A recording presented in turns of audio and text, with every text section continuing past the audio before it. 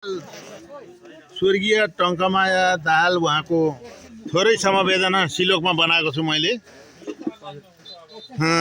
बाबुको क्रिया रामले गर्दा वाल्मिकी लेख्दै गई, यी टङ्कमाया परलोक हुँदा कसले चाहिँ लेख्यो खोइ। 2008 साल कार्तिकको 15 जन्मेकी हुने नि, नाम चुडामणी दाहाल हुन् पति तिनकी सगिनी। जन्म चाहिँ यिनको भारतको आसाम इन्डिया तेजपुर गाउँ। यो शिव शताक्षी झापा अहिले परलोक भएको ठाउँ।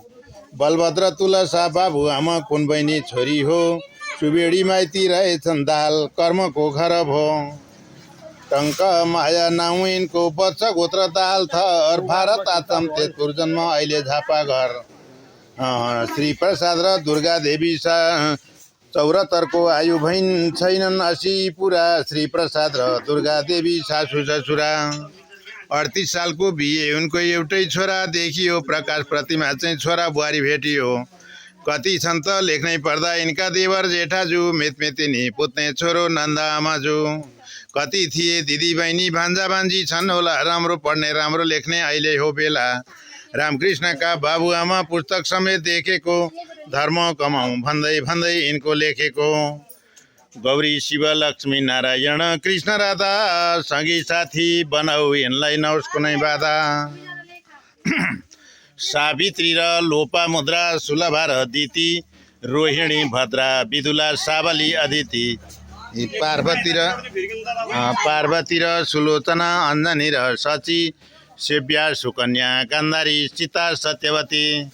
मदलासा अनुसुया अरुन्धती, नारी गार्गी मैत्री, दिव्यानी कुन्ती मनोदरी। अहिल्या र शतरूपा, दमयन्ती सारा, बृन्दा गौतमी, सुमित्रा द्रौपदी र तारा।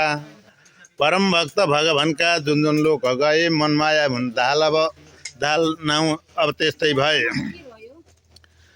आउने जाने नियम यो प्रकृति नियम हो, रोकिने छैन कहिले। कहिल्यै फिर्दै नफिर्ने भैया भई जाँदा आँसु झारेको मैले। ब्रह्मा विष्णु र शम्भु, त्रिभुवन जननी, श्री गणेशबाट यो पार। यिनको बाटो उज्यालो गरिदिनु सबले, देवतामा नमस्कार।